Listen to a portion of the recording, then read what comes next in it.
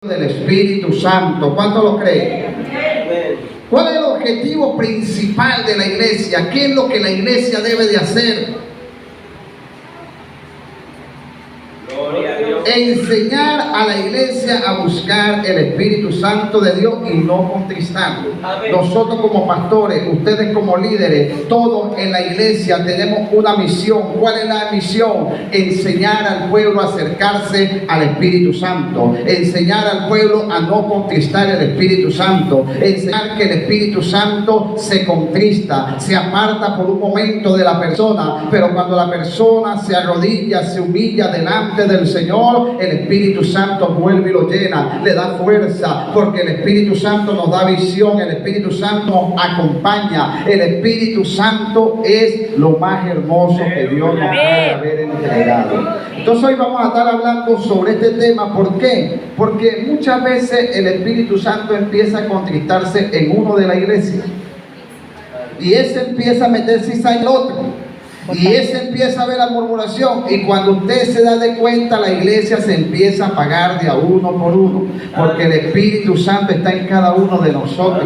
Por eso es que el Señor Jesucristo decía también, hablaba sobre el cuerpo. ¿Cuál es el cuerpo? Todos los que estamos aquí. Y la Biblia nos habla del cuerpo, nos habla de las manos, nos habla de los brazos, nos habla, hermano, el cuerpo, cuando un miembro sufre, sufre todo el cuerpo. Hay una fractura general en el cuerpo. Si a usted se le fractura una uña, a usted le duele, o un dedo. Así también pasa en la iglesia. Cuando hay alguien, hermano, que está decaído, la iglesia tiene que ir automáticamente, rápidamente, a intentar que esa persona se avive nuevamente, porque puede hacer un daño también a la iglesia.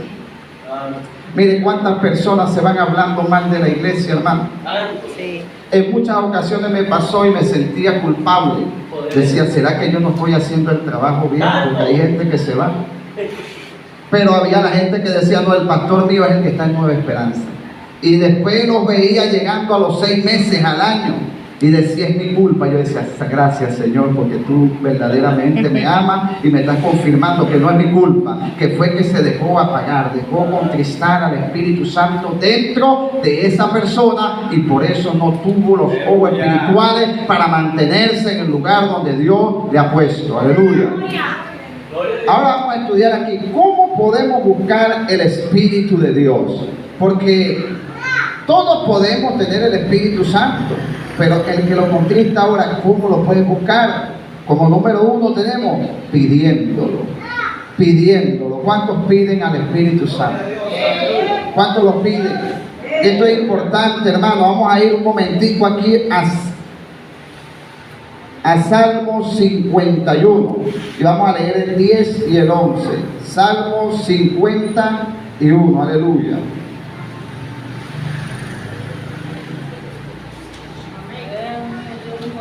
Salmo 51, vamos a leer el 10 y el 11.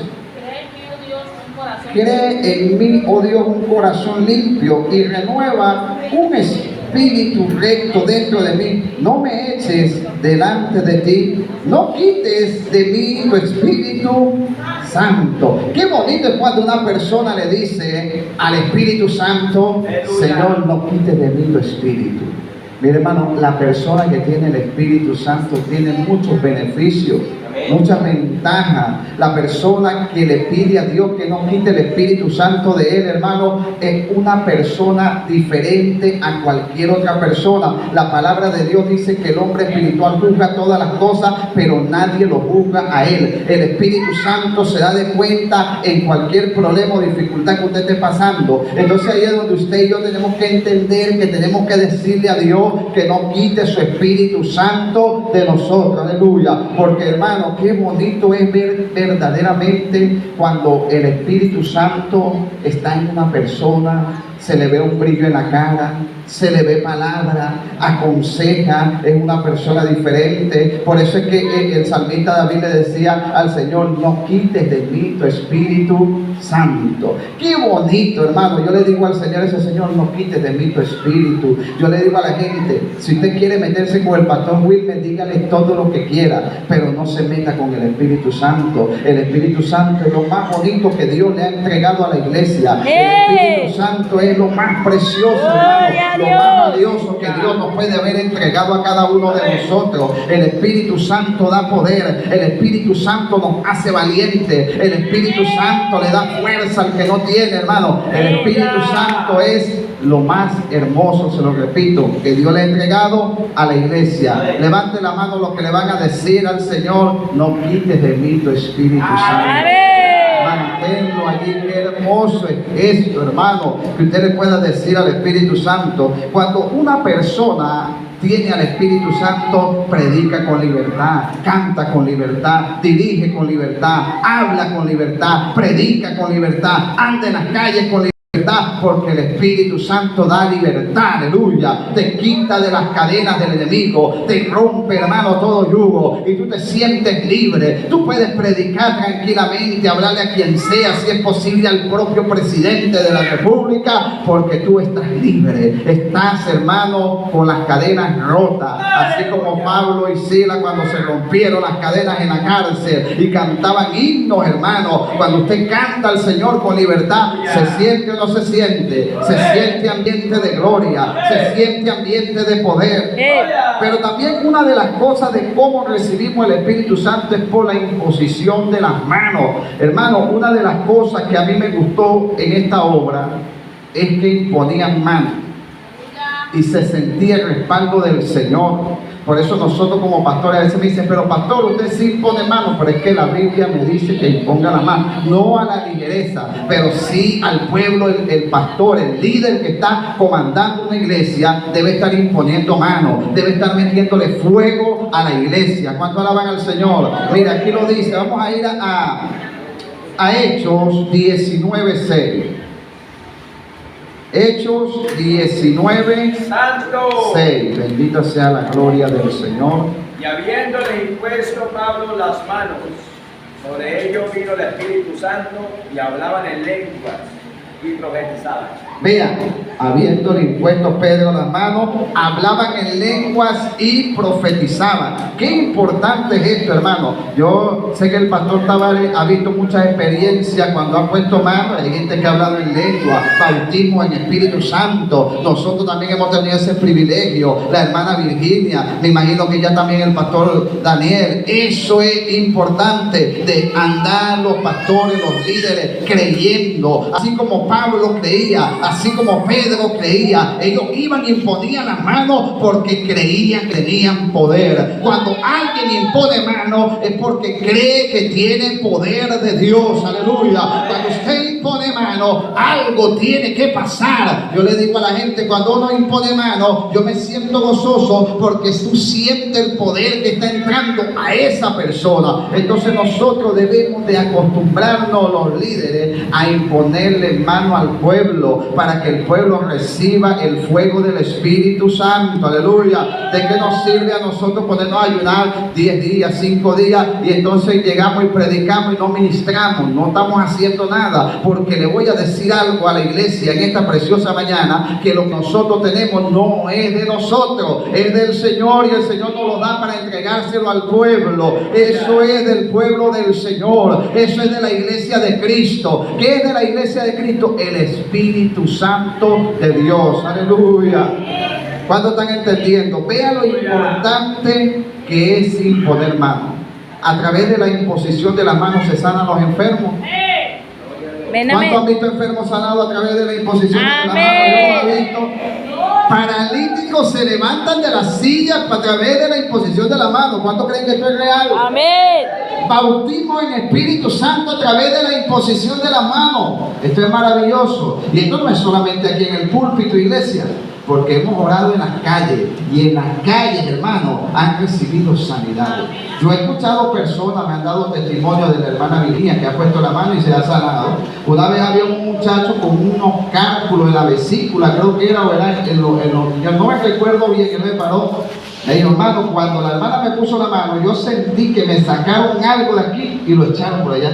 O sea, a través, porque que la hermana sabe, ella tiene poder, ella impone la mano y ese poder va a sanar. ¿Cuánto alaban al Señor? Ese es un poder sanador, porque el Espíritu Santo no es como hacen los brujos y la Iglesia Católica y muchas iglesias ponen un santo allí, vamos a adorarle allí. No, el Espíritu Santo está dentro de nosotros y por eso es que nosotros tenemos que entender, la Biblia dice que somos templo y morada del Espíritu Santo de Dios. ¿Cuánto lo alaban? Aleluya.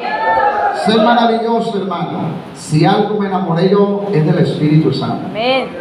Por medio de un mensaje o predicación, escuche esto, también el Espíritu Santo lo puede recibir una persona. Amén. Puede usted estar predicando y pueden haber 20, 30, 50, 100, 1000 bautismos en un solo mensaje. ¿Cuántos creen que eso puede pasar? Amén. ¿Cuántos creen que un mensaje ungido, una palabra? Por eso es que el predicador, por eso es que la predicadora, por eso es que el que predica la palabra del Señor tiene que vivir en santidad, tiene que vivir guardado para el Señor, para llenarse de poder, para que cuando predique ese poder ministre al pueblo, ese poder. Mira, hermano, qué sabroso es escuchar un mensaje ungido. Amén. En una ocasión estaba un predicador, hermano, yo no había llegado todavía a los caminos de Cristo, era hasta una iglesia liberal, hermano, y yo llego y me siento como en la tercera banca, y el predicador empieza a predicar, hermano, y yo empecé a llorar como un niño, y yo no soy hombre de llorar, hermano, y se me bajaban las lágrimas, pero mi corazón estaba endurecido. La esposa incapaz dice, entrégate. No, yo no me entrego. Y hermano, quebrantado, la palabra me estaba sacudiendo, la palabra me estaba torturando allí, hermano. La palabra de Dios, cuando está ungida, dice la palabra que es como una espada de doble filo. Amén. El alma, los tuétanos, los tendones. O sea, es una palabra que no va a llegar así suavecita, es una palabra que te va a impactar, te va a penetrar, tú vas a decir, wow, pero ¿qué es esto? Este mensaje, esta palabra, yo no la había escuchado, pero la estoy escuchando hoy. Hermano, qué sabroso es la comida con buena sal. ¿Cuánto alaban al Señor? Vamos a ir un momentico aquí, iglesia, a Hechos 10, vamos a leer el 44 y el 46. Hechos 10, vamos a leer el 44 y el 46. Dice, mientras aún hablaba Pedro estas palabras, el Espíritu Santo cayó sobre todos los que oían el discurso, y los fieles de la circuncisión que venido con Pedro se quedaron atónitos de que también sobre los gentiles se derramaba el don del Espíritu Santo. Vea qué poder en esta palabra, hermano. Vea que cuando Esteban también hablaba, decía que no podían resistir al poder de la palabra, a la sabiduría con que hablaba Esteban, la sabiduría con que hablaba Pedro, hermano. Esto era algo poderoso, hermano. Dice la palabra que en este discurso aproximadamente 3000 hombres y mujeres creyeron, hermano, fueron bautizados, hasta los sacerdotes, hermano, obedecían a la fe. Imagínense, hermano, se salían de las iglesias, dejaban los matachos, dejaban las falsas creencias y se iban tras la palabra del Señor. Por eso es que hay gente que dice, ay, que la doctrina es la palabra. Sí, es verdad, pero es cuando está ungida, cuando está limpia, cuando la palabra no está adulterada, cuando la palabra tiene verdaderamente una pureza, un peso de gloria. Pedro predicaba con un peso de gloria. ¿Cuántos creen que Pedro predicaba con un peso de gloria? Hermano, con solamente la gente escucharlo, ya estaban temblando, ya el Espíritu Santo estaba actuando, ya la palabra estaba penetrando. Esto es importante saber, hermano, que el Espíritu Santo también tiene poder a través de su palabra. Aleluya. Por eso es que nosotros, hermano, tenemos que pedirle al Señor que nos dé una palabra sana, una palabra pura, una palabra que verdaderamente venga de la boca de Dios, que Dios verdaderamente ponga hombres y mujeres con un peso en la palabra del Señor. Aleluya. Porque a veces, hermano, no es solamente hablar en lengua sana, es también tener palabra de Dios. Es que el predicador tenga palabra. Qué bonito es, hermano, que usted como pastor o como líder, porque hermano, no solamente al pastor lo buscan, hay gente en las calles, personas, ay mira, aquella mujer tiene la falda larga, no tiene arete, y yo estoy pasando una tribulación, yo quiero ir hasta ella, quiero hablar, quiero ver qué me dice. Igualmente pasa con un caballero, el caballero está bien vestido, está en la calle, yo quiero que ese hombre me dé una palabra, y si usted tiene palabra de Dios, restaure esa vida. Amén. Mire, en una ocasión me pasó algo, iglesia, que yo me quedé atónito. Yo me fui a cortar el cabello y había una mujer y me cortó el cabello. Y yo a la mujer le dije 3 palabras. Yo no le hablé mucho. Y la mujer en la noche duró 1 hora buscando la casa donde estábamos haciendo el culto. Y llegó allá. Y el Señor la ministró a ella y a su esposo por 3 palabras. Porque cuando 3 palabras vienen en el Espíritu, revientan cadenas. Aleluya. ¿Cuánto lo cree? Usted no piense que porque usted no tiene palabras no puede hablar en calle. No. Si usted tiene el Espíritu de Dios, 2 palabritas que usted le diga a alguien, eso le va a sellar el corazón. Eso lo va a penetrar. ¿Cuánto cree? Esto pasa, hermano, por eso es que nosotros tenemos que entender que no es la magnitud de lo que hablemos. Podemos hablar 2 horas, 3 horas, es con el poder que lo estamos haciendo. ¿Será que la palabra que estamos hablando va ungida, tiene poder, tiene convencimiento, revelación, tiene ciencia? Esa palabra, dice la palabra que la palabra desnuda todas las cosas. Por eso es que hay gente que viene y se sienta, ya escuche esto, y dice, pero ¿cómo el pastor sabía esto que yo estoy pasando? ¿Cómo el predicador que estaba predicando? Porque nosotros, para la gloria de Dios, le damos la oportunidad de predicar a todos los miembros activos. Y a mí me han dicho, cuando fue la hermana María Amadeo que la invité, me dijeron, Dios me habló a través de esa mujer. Vea, ¿cómo sabía ella el problema que estaba pasando la persona? No sabe, pero la palabra sí conoce y lo desnuda. La palabra lo confronta, la palabra lo enfrenta. Y ahí es cuando usted dice, wow, qué bonita es la palabra del Señor. Cuando la palabra enfrenta a alguien, cuando la palabra lo confronta y cuando la persona sale de ahí. Yo no sé quién le dijo ese predicador, yo no sé quién le contó de mi vida, pero el Espíritu Santo sí conocía sus cicatrices, conocía lo que estaba pasando a esa persona y le reveló por medio de la palabra. Aleluya. Por eso es que la palabra es hermosa, hermano. Pero aparte que la palabra revela, pasa como está pasando aquí, también la gente recibe el Espíritu Santo. No se extrañe usted que un mensaje que se esté dando, hayan 10,000, hayan 5,000 personas que reciban el Espíritu Santo, porque eso también ha pasado en este tiempo. No crea usted que solamente fue en este momento que Pedro predicó, porque usted se pone a buscar por internet. Hay hombres que han provocado avivamientos en el mundo. Simplemente con una palabra se han convertido 1,000 personas, 2,000 personas, 3,000 personas. Para Dios nada es imposible. ¿Cuánto alaban al Señor? Ahora vamos a estudiar el otro punto. No podemos permitir que el Espíritu Santo se apague en nosotros. Lo estoy dando resumido, iglesia, porque hablar de este tema sería muy extenso, pero lo resumí bastante. Entonces, ¿cómo nosotros hagamos al Espíritu Santo? Como número 1, contristándolo. Vamos a ir al libro de los Efesios 4:30. Bendita sea su gloria. Libro de los Efesios 4:30. Dios es grande y maravilloso. No contristéis al Espíritu Santo de Dios, con el cual fuiste sellado para el día de la redención. Vean, no contristéis al Espíritu Santo, con el cual fuiste sellado para el día de la redención. Yo le hago una pregunta a la iglesia: ¿quién fue el que redimió a Jesucristo? ¿Quién fue el que lo levantó de los muertos? El Espíritu de Dios. Dios mandó su Espíritu y dice que levantó a Jesucristo de los muertos, y aquel que levantó a Jesucristo de los muertos nos va a levantar a nosotros también. Por eso es que nosotros no podemos contristarlo. Aquí lo dice: no contristéis al Espíritu Santo, por el cual fuiste sellados para el día de ¿qué? De la redención. ¿Cuál es la redención, hermano? Cuando usted y yo estamos durmiendo, viene el rapto de la iglesia y usted es redimido, levantado a los aires con el Señor. Ese acontecimiento está aquí, ya pasa, hermano. Las señales están siendo claras. El Espíritu Santo está revelando que la venida de Cristo está cerca. Por eso es hora de prepararnos. Es hora de que cuando venga Cristo nos encuentre con el Espíritu en nosotros encendido, no apagado. ¿Usted cree que una persona que tenga el Espíritu apagado lo va a redimir el Señor? Tiene que escuchar la trompeta y para escucharla tiene que tener el espíritu activo. Si la persona no tiene al Espíritu Santo, lo tiene contristado, porque una cosa, hermano, es que usted no hable en lengua o no tenga un don. A una cosa es que usted tenga el espíritu contristado. Ajá. Son dos cosas diferentes. La persona cuando tiene el espíritu contristado no ora. La persona cuando tiene el espíritu contristado no ayuna. La persona cuando tiene el espíritu contristado no predica. La persona cuando tiene el espíritu contristado está muerta espiritualmente.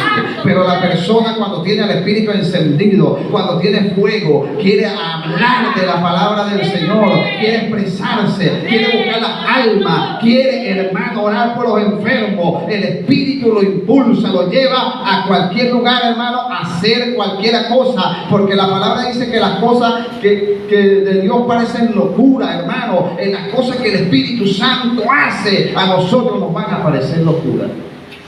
A mí el Espíritu Santo me ha metido, hermano, de noche a orar por personas endemoniadas, en casas de puro plástico y yute, en, hermano, caminos de piedra, o sea, no es tanto ir a orar por el endemoniado, a donde toca ir. Cualquiera dirá, un padre, vaya y dígale usted que vaya a meterse para la montaña 3 o 4 a orar por un enfermo y no va, hermano, pero a nosotros nos llama, y la gente nos llama que estamos locos, pero sí estamos locos, pero por Cristo, y queremos que las almas sean libres, hermano, y aunque nos toque ir, tenemos que ir a orar por los enfermos. Mire, hermano, cuando usted tiene al Espíritu Santo, nada lo detiene. Usted es como una locomotora, un carro sin freno, usted va con todo, hermano. Esa es la persona que tiene al Espíritu Santo, aleluya.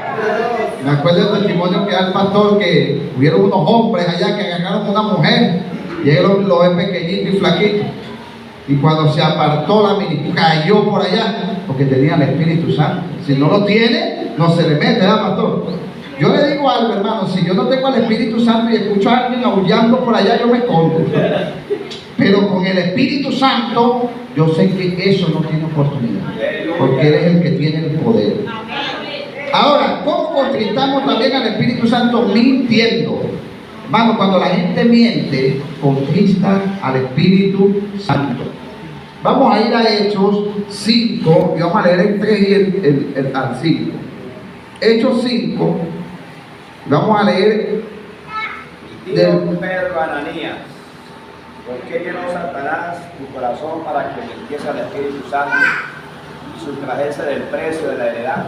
Vea, ¿por qué llenó Satanás tu corazón de engaño? O sea, que ahí nos dice claramente la palabra que la mentira proviene de ¿quién?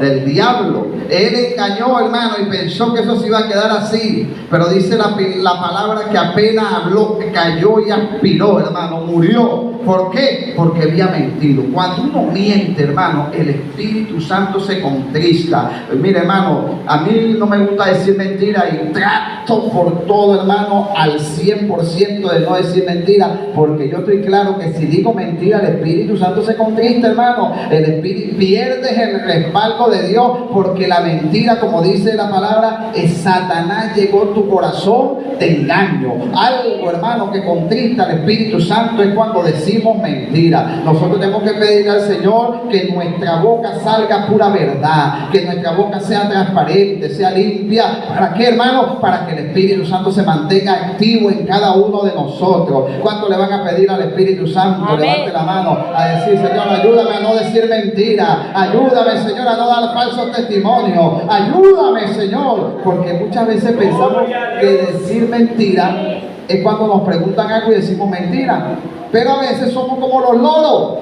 Viene alguien y nos dice algo y nosotros vamos y lo repetimos, y resulta ser que le dijeron una mentira a la persona y nosotros seguimos como canal y seguimos diciendo la mentira, y la gente dice: pero es que el pastor también mentiroso porque me dio esta mentira, pero resulta ser que a usted le contaron una mentira y usted dijo esa mentira. Entonces, ¿qué tenemos que hacer nosotros, iglesia? Verificar bien la información, si es real o no es real. ¿Cuántos están entendiendo lo que les quiero decir? Hay veces, hermanos, que quedamos por mentirosos por culpa de los demás. Entonces tenemos que tener cuidado nosotros, verificar bien. Mira, si será verdad lo que están diciendo, analizar bien las cosas, porque, hermano, los tiempos son ¿qué? Malos, hermano. La gente ahorita está llena de maldad. Y la gente hasta por dañar el testimonio a usted, llega y le dice una mentira para eso usted la repite. Y cuando usted se dio cuenta, quedó el pastor como mentiroso, quedó la pastora, quedó el líder. Que Dios nos guarde de eso. ¿Cuánto alaban al Señor? Otra cosa que contrista al Espíritu Santo cuando nos ponemos necios. Mire, hermano, la gente a veces se pone necia. Usted como pastor le dice, hermano, mira, eso que estás haciendo está mal. Y la gente, no es por ahí que yo me quiero meter. Es por ahí, hermano. Y tiene que hacer usted como el sapo que se dé contra la pared. Y la palabra, cuando una persona se pone necia, empieza en el espíritu y termina ¿qué? En la carne. En la carne. Porque, hermano, está dándole complacencia a su carne, no le está dando complacencia a las cosas del espíritu. Por eso es que nosotros tenemos que, por lo menos a mí cuando el pastor me habla, yo ando pendiente. Pero no, esto me sirve y tengo que hacerlo. O cuando mi esposa a veces me dice, a veces llega un momento que a veces como que le busco pero de repente me quedo quieto y cuando me doy de cuenta, sí tenía razón. Porque a veces, hermano, no la sabemos todas. Sí. ¿Cuántos se la saben todas? Levanten la mano. ¿Y cuántos no se la saben todas? Levanten la mano. ¡Qué bendición! Mire, hermano, vamos a estudiar aquí en Gálatas 3 y lo vamos a leer del 3 al 5 para que usted vea lo que dice allí. Allí el apóstol Pablo se lo explicaba clarito, hermano. El apóstol Pablo era un gran predicador y analizador de la palabra de Dios. Amén. Léalo, hermano. Oh Gálatas insensato, ¿quién no fascinó para que no obedezcas a la verdad? A vosotros antes como Jesucristo fue ya presentado claramente entre vosotros como crucificado. Esto solo quiero saber de vosotros: ¿recibiste al Espíritu por las obras de la ley o por que lo oís con fe? Tan necios sois, habiendo comenzado en el Espíritu, ahora vais a acabar por la carne. Vean, habiendo comenzado por el Espíritu, habían acabado en la carne. Yo le hago una pregunta a la pastora Emilio. ¿Usted ha conocido gente así, hermano? Que empiezan con el Espíritu, un fuego y terminan en la carne. Tengo 60 jóvenes, de esos 60 jóvenes permanecemos 6 y Empezaron en el Espíritu y terminaron en la carne. Vea esto, hermano. Es más, eso le andaba diciendo a un compañero ayer, que analizáramos cuántos pastores están descarriados ahorita. ¿Cuántos colegas de nosotros están descarriados y cuántos evangelistas están descarriados porque empezaron por el Espíritu y terminaron en la carne? Mire, hermano, la carne para nada es provecho. La carne es contra el Espíritu y el Espíritu es contra la carne. O sea, esto se opone.